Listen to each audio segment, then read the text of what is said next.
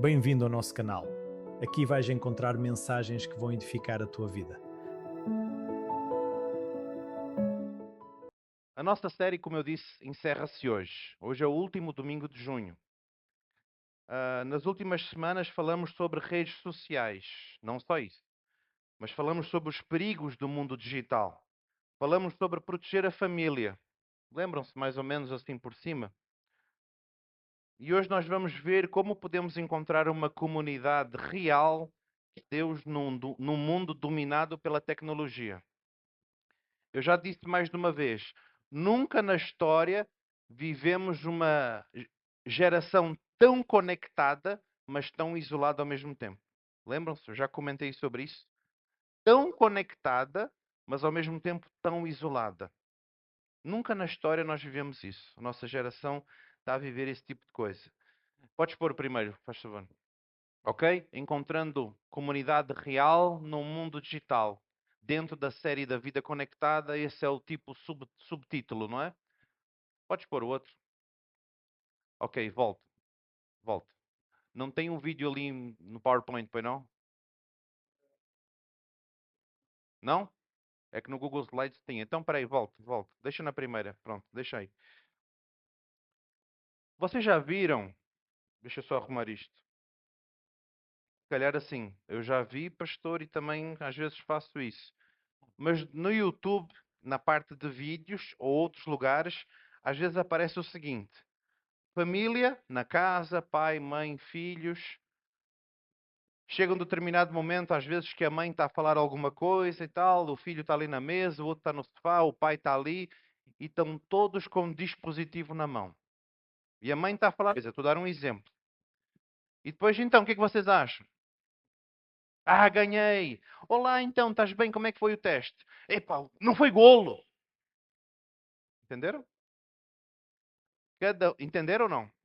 O exemplo rapidamente que eu dei? Quantas vezes já demos por nós numa situação assim?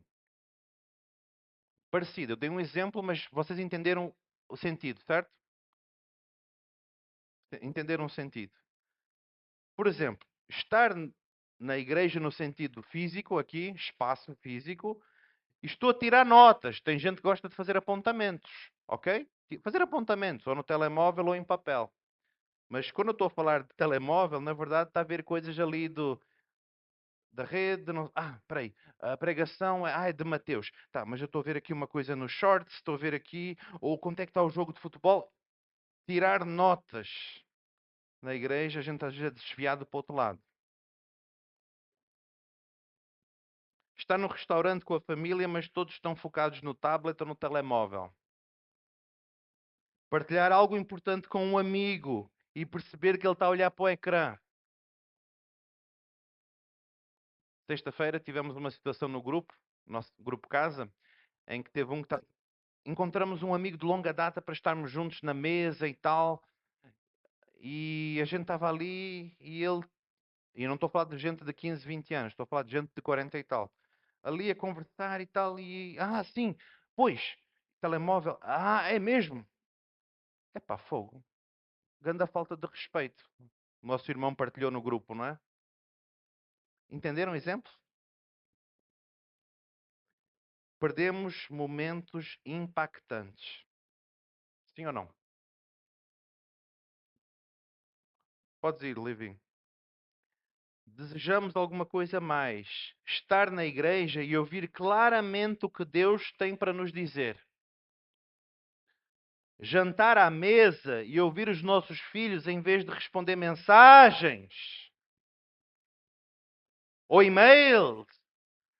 Estar totalmente presente numa conversa física, olho, presença, abraço. Entendem? Rir, chorar, partilhar, comer. É sobre isso que o apóstolo Paulo fala em Romanos 12:2, o primeiro versículo, para nós começarmos assim a entrar aqui um pouco na conversa. Ele nos chama a atenção, o apóstolo. Não vos conformeis com este século ou este mundo, mas Transformai-vos pela renovação da vossa mente. Aqui é o campo de batalha. Há um livro interessante que foi escrito há um tempo atrás. A mente é um campo de batalha. Só não me lembro o nome do autor, mas o título era esse. A mente é um campo de batalha. Um autor cristão. Joyce Meyer. Joyce Meyer. Muitos anos atrás. Mente é um campo de batalha. Paulo já dizia isso lá atrás, que continua presente hoje para nós. Temos a escolha de nos conformarmos aos padrões do mundo, ou dois, sermos transformados para nos tornarmos mais semelhantes a Cristo. Então, Paulo nos dá essas duas opções: deixar-nos moldar pelos padrões deste mundo ou permitir que o Senhor nos molde. Estávamos ali às 9 da manhã a falar sobre um pouco dessas coisas de o que é o mundo, não é? Estávamos a falar um pouco do significado do mundo. Mundo não no sentido eta e tal. Todos os princípios e normas que regem o mundo que vão contra os princípios do Senhor. Não dá para a gente ficar com o pé com estes princípios e querer ficar aqui com os princípios do Senhor. Não coexistem. Pecado e santidade não coexistem. Não. Entendem? Sim? A tecnologia não é má. É o que está escrito ali. Ela traz conveniência. É ou não é? Eu, a minha geração aqui, da malta dos 40, a gente olhava 10 anos atrás ou 15, quando a gente tinha 20, 25. Olhando esses últimos 10, 15 anos, a tecnologia não traz conveniência? É porque a geração mais nova não lembra de coisas de 15, 20 anos atrás, mas a gente lembra um pouco, não é? Então a tecnologia traz conveniência, como jogos, compras online, gravação de coisas, ou seja, tudo isso. O problema é que focamos apenas no que ganhamos e não vemos o que estamos a abdicar. A abdicar é abrir mão. A tecnologia foi feita para a conveniência, mas nós fomos feitos para o amor.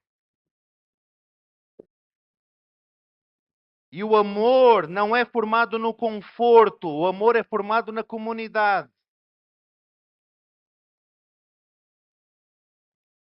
Precisamos de pessoas piedosas à nossa volta, que nos moldem, nos afiem e nos ajudem a tornarmos mais semelhantes a Jesus.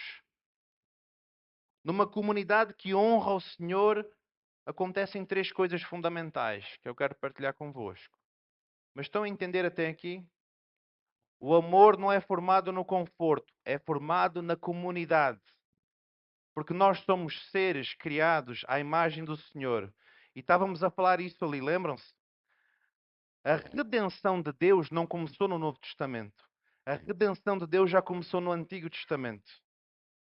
Abraão significa pai de.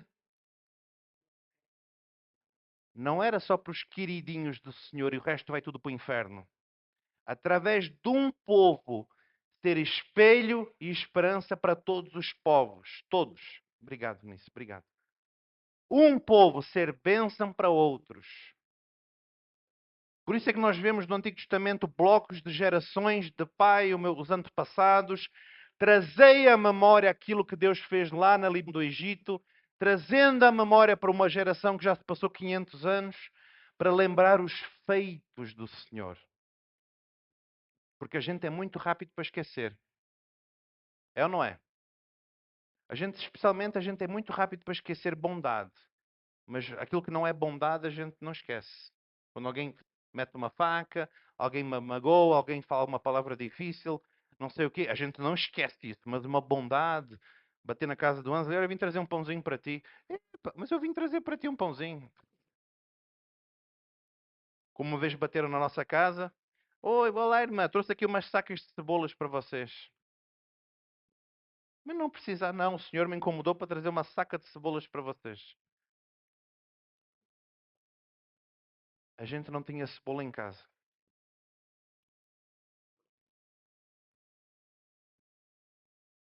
Deus faz essas coisas. Oh, minha querida irmã, trouxe aqui umas sacas de cebolas para vocês. Mas porquê? Não sei, o Senhor me incomodou. Entenderam, não é? Primeira coisa, Levi. Esse. Podes vir como estás, como és. Nós já nos perguntamos, será que eu pertenço aqui? Talvez isso tenha sentido na escola, numa reunião de trabalho, ou entrar na igreja que após muito tempo afastado. Na comunidade do Senhor tu podes vir exatamente como tu estás e como tu és. Isto já quebra o paradigma daquele discurso que muitas vezes nós ouvimos. Não, eu não posso ir à igreja porque primeiro eu tenho que me limpar. Entendem? Eu primeiro tenho que tratar dos meus vícios, depois eu vou à igreja. Alguém já ouviu esse discurso? Ou só eu? Já ouviram isso? Primeiro eu tenho que me limpar para depois eu. De onde é que vem esse pensamento? Aqui temos um exemplo clássico de Zaqueu. Jesus não diz para nós, primeiro vai lá, fica digno e depois vem. O apóstolo Paulo já nos diz que não há um justo sequer. Todos pecaram e estão destituídos da glória de Deus. Por isso é que eu disse que a redenção de Deus começa no Antigo Testamento. Redenção é voltar. Deus cria-nos, o homem peca, faz disparate e fica nessa condição ou há uma solução?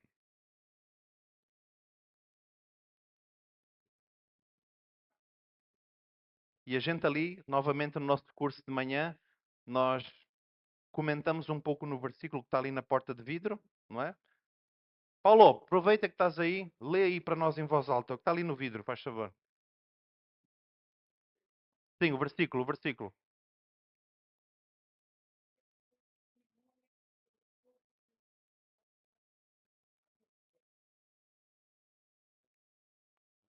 Como é que começa o versículo? Pausa. Ele nos ama primeiro. E ele fez uma iniciativa. Não foi iniciativa do homem, foi iniciativa de Deus em enviar o que ele tinha de melhor. Qual era o propósito? Para, por causa de, qual é a finalidade? O versículo diz tudo isso. É como se fossem perguntas jornalísticas. Quem, como, onde, porquê? Está lá. Ele nos ama primeiro. Não deixa-nos nas condições de afastado. O homem está aqui. Aqui está o Senhor, santo, puro. Aqui está o homem caído, pecador. Eu não tenho acesso a Deus. Estou feito ao bife, como diz o português. Porque eu amo tanto o mundo que eu faço uma ponte em que o homem pode se reconciliar com o Senhor. E esta ponte chama-se Jesus Cristo. Ele é o caminho, a verdade e a vida. Alguém está aqui comigo? Zaqueu, em Lucas 19. Zaqueu era um cobrador de impostos. Ele era querido ou era odiado? Zaqueu sentia-se vergonha, culpa, não é? Mas quando Jesus encontrou ele na sua fragilidade, lá no íntimo, Zaqueu não teve de se limpar antes de se aproximar. Naquela ideia que eu estou aqui a falar. Foi ao encontrar Jesus que tudo mudou. Ele levantou-se e disse ao Senhor: Olha, Senhor, eis que dou aos pobres metade dos meus bens, e se em alguma coisa defraudei alguém, vou restituir 4 vezes. Lucas 19, 8. Não se trata de modificar comportamento ou tentar arrumar a nossa vida antes de vir ao Senhor. Trata-se de uma transformação do coração que começa com a aceitação. Vem como és. Quando entras numa comunidade que honra o Senhor, não precisas de limpar a tua desordem para vir a Jesus e ao povo do Senhor. Podes vir exatamente como és. E está ali. Deus usa pessoas quebradas para fazer coisas incríveis. Não é que nós somos extraordinários. Nós somos pessoas quebradas, partidas como um vaso. Mas Ele nos junta e Ele nos torna incrível aos olhos do Senhor para com o seu propósito. Não para eu ser o Superman, ou super mulher, ou super coisa, alguma coisa. Nós somos pessoas comuns. Mas quando somos pessoas comuns, na mão de um Deus extraordinário, coisas extraordinárias acontecem. Olhem pequenos personagens bíblicos. Havia grandiosidade neles. Havia isto, aquilo. Ou havia disposição. Ou havia humildade. Ou havia obediência. Ou havia, sim, eu não quero mais ficar a andar assim, eu quero algo novo para eu. Andar assim, vocês sabem, né? O loop, não é? Ficar a andar assim. A segunda coisa, ninguém fica sozinho. O que é que mudaria na tua vida se soubesses que não precisavas viver a vida sozinho? O que é que mudaria? O que mudaria na tua vida se soubesses que não precisavas de viver a vida sozinho? Mudaria muita coisa? Fomos criados para conexão, por isso a vida conectada. Precisamos disso nas nossas vidas. Os estudiosos da psicologia já dizem coisas do tipo assim: o ser humano precisa do toque,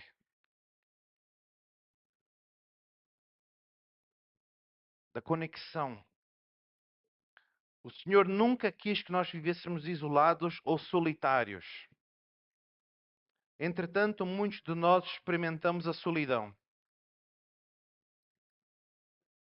É mais fácil isolar-nos quando a vida se torna difícil. É mais fácil isolarmos-nos quando a vida se torna difícil. Trabalho está-me a venir. O estudo, as coisas, ou aquilo, ou mais não sei o quê, ou mais não sei o quê. Está tão difícil. É mais fácil a gente se isolar. Depois vem aquela máxima. Nós achamos, às vezes no inconsciente, e a psicóloga está aqui, que a gente consegue, com o nosso braço, vencer os pedregulhos da vida. Muitas vezes esquecemos-nos de Efésios 6, que a nossa luta não é contra, mas há um movimento espiritual. A grande comissão de Cristo está em Mateus 28. Portanto, toda a autoridade me foi dada no céu, na terra. Vão, discípulos meus, para fazer discípulos de todas as nações, batizando-os em nome do Pai, do Filho e do Espírito Santo, ensinando-os a eles tudo o que eu vos tenho ensinado. E eu, Jesus a falar, e eu estarei convosco até amanhã, até a consumação dos séculos. Não estamos sozinhos. Há uma grande comissão do Senhor. Por outro lado, há uma grande comissão do inimigo. Distração, esfriamento da fé, esfriamento no amor, sincretismo religioso, que é quando mistura tudo assim. Não, não é bem assim. O inimigo continua a usar, especialmente a tecnologia, essa coisa toda para nos distrair. Já falamos sobre isso. É na comunidade que honra o Senhor que ninguém fica sozinho. Gálatas 6:2 diz o seguinte. Está ali pequenito, mas levem as cargas uns dos outros e assim cumprireis a lei de Cristo. Se eu tiver uma mochila super pesada aqui e eu não consigo levantar, aí o Anson Wensley vem, põe aqui. Obrigado. Entender? Está pesado. Está pesado, Senhor. Eu luto contra tanta coisa. Está pesado as cargas. Aqui está pesado. E aqui na carga, vocês entendem que pode ser muita coisa, certo? Certo? Aí vem alguém. Vamos. Aqui, na essência dessa palavra cargas, refere-se a um peso insuportável.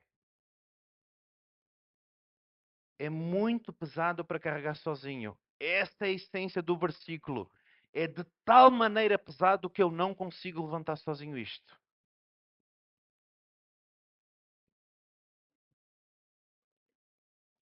Nós temos visto e vivido, agora e para trás, exemplos de irmãos que carregam fardo de dor, perda, viver numa angústia, especialmente em questões de documento. Eu sei, meus irmãos imigrantes. Eu sei. É horrível. É horrível. A gente não pode, como diz a palavra, orar sem cessar. O Deus que manda a senhora trazer cebolas na porta de casa é o mesmo Deus que pode tocar na AIMA lá e dizer: olha, recebi um e-mail. Faz o correto perante o Senhor. Coloca em oração e deixa que Ele vai fazer como Ele quiser. Tu começas mal, não vais querer a benção de Deus. Deus não vai abençoar uma coisa que começa errada. Deus não vai abençoar algo que começa errado. Mente, coração, honestidade, integridade, princípios do reino. Se começa mal, não vai ter bênção de Deus. E eu não estou a falar só de documento, aqui eu estou a falar de tudo.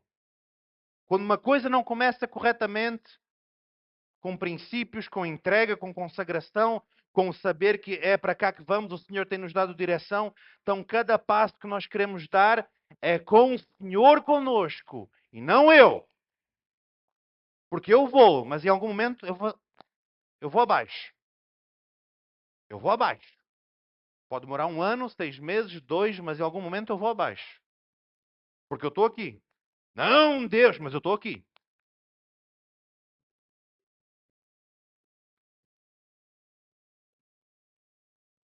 A comunidade, a igreja, carrega este fardo através da oração, através da presença. Às vezes não tem muito o que falar, mas nós estamos ali. Às vezes vai visitar alguém no hospital, não tem muito o que falar. Estamos ali. Damos a mão, oramos. Já vos contei da vez que eu fui na Covilhã, não é? Daí já tinha uns pacientes também. Olha, alguém quer oração aqui? Não se paga nada. Eu quero uma oração. Venha, venha. Não, fique deitado, não pode vir, eu vou até aí. Os enfermeiros, posso fazer uma oração com eles aqui?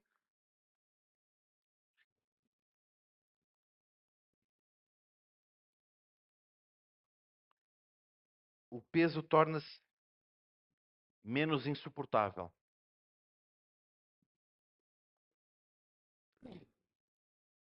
Entenderam? As cargas uns dos outros. Seja nos bons ou os maus momentos. Precisamos uns dos outros para partilhar estes fardos.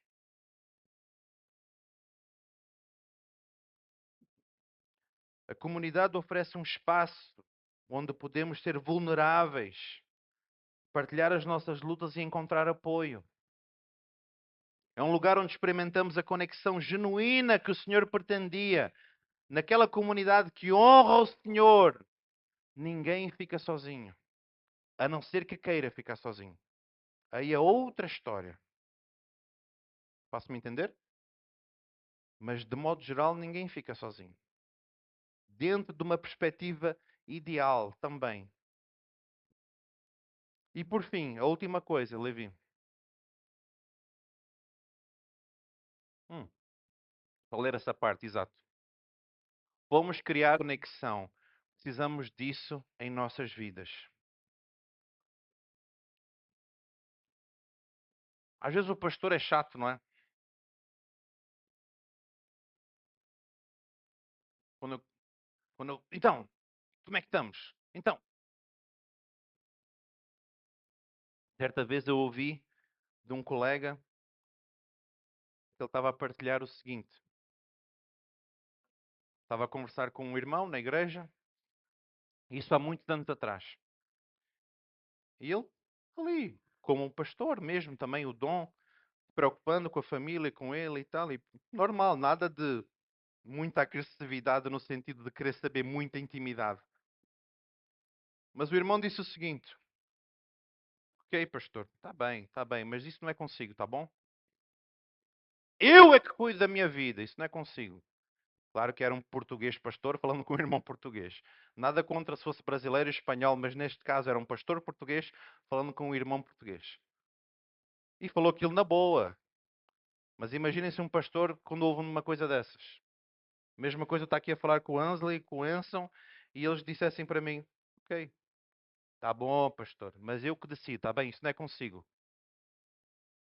Não que eu tivesse a querer a vida dele. Se tu vais comprar uma casa nova, tens que falar comigo primeiro.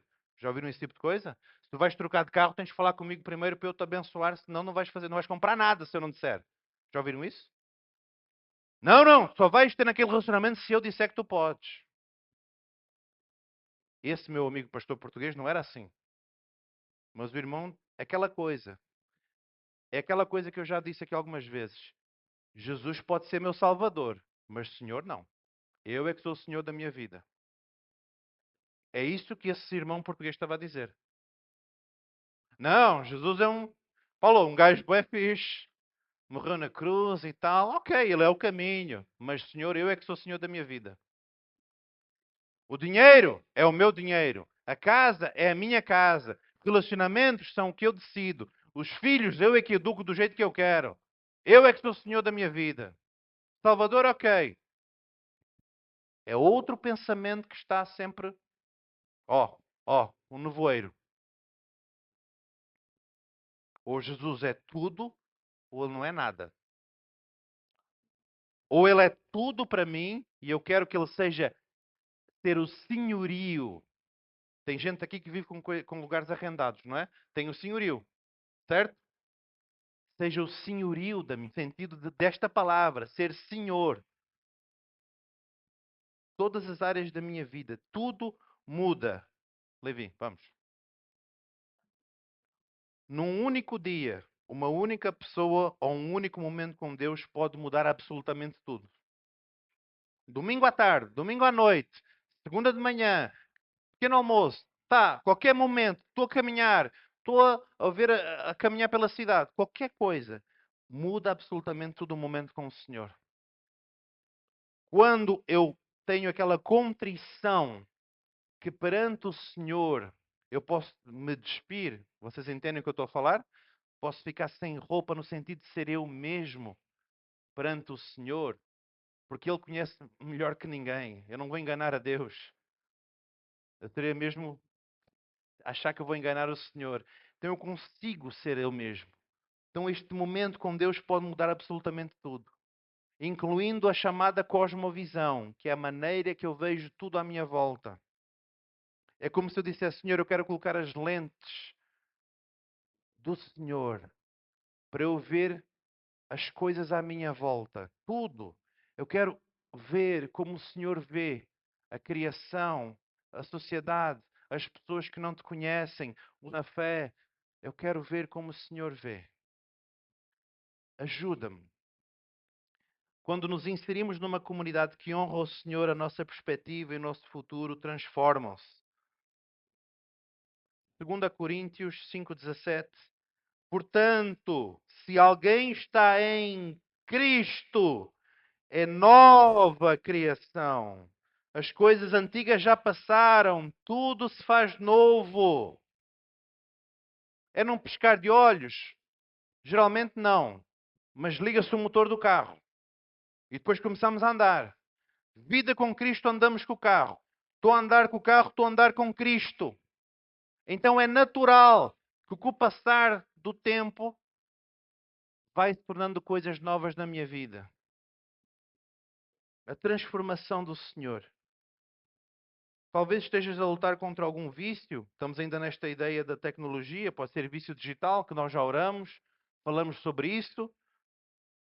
Ou sentir-te indigno de amor, pensar que não tens ninguém que realmente te importa, esconder a tua dor atrás de um sorriso amarelo, como se costuma falar, ou ter pensamentos suicidas. A boa notícia é que em Cristo o velho vai e o novo chega. Em Cristo. Não é na igreja. É em Cristo. O velho vai e o novo chega.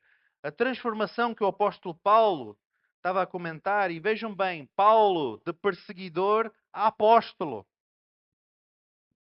É outro exemplo de como uma comunidade que honra o Senhor é onde tu podes ser tu mesmo e onde o Senhor te transforma no que Ele quer que tu sejas. Amém? Tudo muda. Tudo muda. Não podemos permanecer indiferentes. Essa que é a grande verdade. O encontro com Jesus inicia, liga e não deve permanecer, deve continuamente. E é aí que entra o Espírito Santo, é aí que entra a capacitação, para que a gente continue nessa jornada, caminhada, como uma escada com Jesus. Não é para. Sou super homem agora, sou super. Mãos, isto é muito importante. Nos vivemos. Conclusão, vamos terminando. Uma comunidade que honra o Senhor. Podes vir como tu és, como estás. Ninguém fica sozinho. Tudo muda. Passamos da Igreja do Senhor uma prioridade. A Igreja não salva, mas um salvo deseja estar na Igreja que o Rei está ali a ser proclamado. A Igreja não salva, mas um salvo deseja estar na comunhão dos irmãos da mesma fé, do Cristo que morreu por mim, ressuscitou, está vivo, reinando e voltará. Entendem? Muda a cabeça. Muda a cabeça.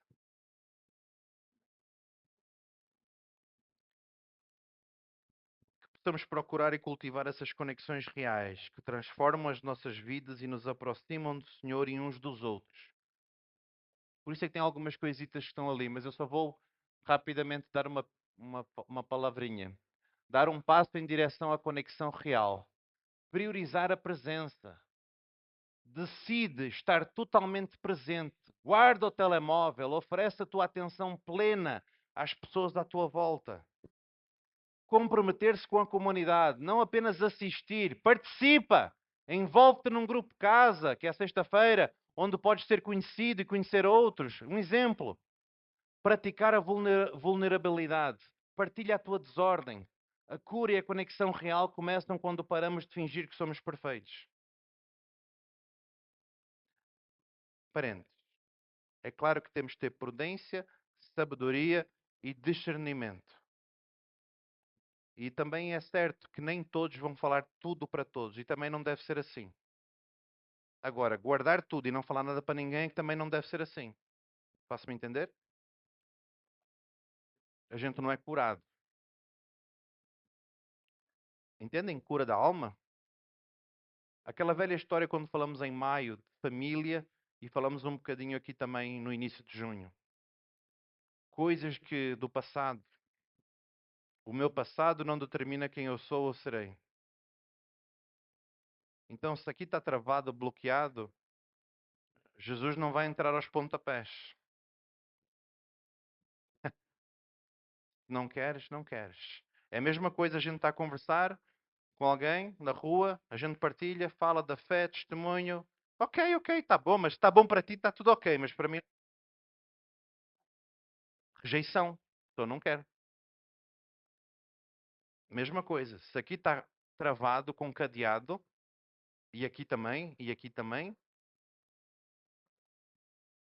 quem pode quebrantar uma pessoa é somente o Senhor.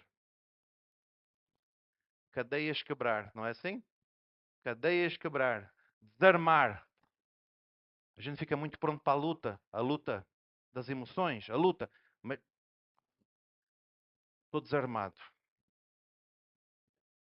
E não se enganem, quando a gente faz esses passos, por exemplo, a gente pisa na cabeça de Satanás. Porque o maior interessado em que a igreja do Senhor não prospere, ou seja, não vá para a frente, é o diabo. Não se esqueçam disso.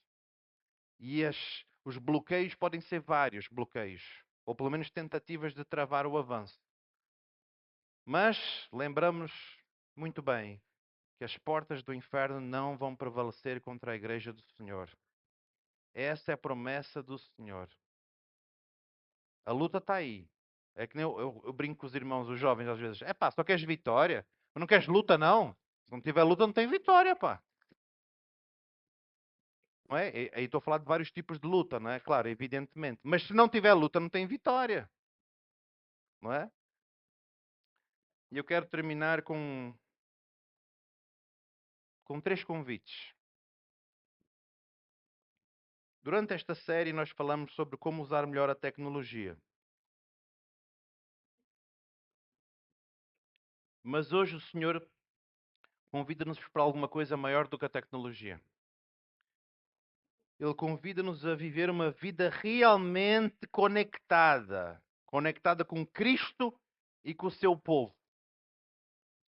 Por isso, o primeiro convite que eu tenho para vos fazer, para quem se ainda não entregaste a tua vida a Cristo, é o dia de entrar para a família de Deus. Criaturas somos todos, mas filhos é somente aqueles que aceitam, ouvem e querem caminhar nesse sentido. O segundo convite é: se tens vivido isolado, dá um passo em direção à comunhão. Não esperes que alguém venha até ti. Procura uma mesa, um grupo, uma conversa, uma amizade. A gente muitas vezes está habituado assim. Então, mamãe, não vais trazer o arroz para mim? Então, não vais fazer isto? Então, não vais fazer aquilo? A gente inércia, muitas vezes. Parado. Por que tu não te moves em direção a alguma coisa também? Uma coisa é dizer assim: eu não consigo me mover, eu estou tão mal, pensamentos suicidas e tal, depressão. Isso é uma coisa específica. Mas se não há coisas de uma magnitude desse tamanho, ficar com a postura de ok, não esperes que alguém vá até ti também. Afinal de contas, todos nós que estamos aqui sentados somos perfeitos. É, Paulo? Somos todos perfeitos, não há hipocrisia aqui. Somos falhos, somos pecadores. Mas a graça nos alcançou. E a graça de Deus nos transforma. Ele nos transforma. Se nós deixamos, se nós permitirmos. Entendem? O terceiro convite: se já fazes parte da igreja, pergunta-te: estou apenas a frequentar cultos ou estou a verdadeiramente caminhar com pessoas? Porque afinal de contas, igrejas são pessoas. Já ouviram aquela expressão sacerdócio universal? Não. Nunca ouviram? O pastor não consegue fazer tudo. Ai de mim, que sou um pecador e falho, eu não consigo fazer tudo. Por isso é que Jesus chama, discipula, equipa e envia. Para que daí os outros façam a mesma coisa. Imaginem só, 80, 90 pessoas, uma pessoa só a tentar fazer tudo isto. Agora, 80, 90 pessoas e 15 pessoas a fazer isso já traz outro peso. 20 pessoas a fazer isso já traz outro peso. E aí já somos 100, já somos 120, e aí já são 30 pessoas. Estão a entender? Não se trata de uma pessoa fazer tudo. Então, esse movimento é assim, de fazermos parte de caminhar com pessoas. E não apenas assistir. Então, esses 3 convites. Se ainda não entregaste a tua vida a Cristo, hoje é o dia de entrar para a família do Senhor. Neste momento que a gente vai finalizar a mensagem e pensar nestes convites,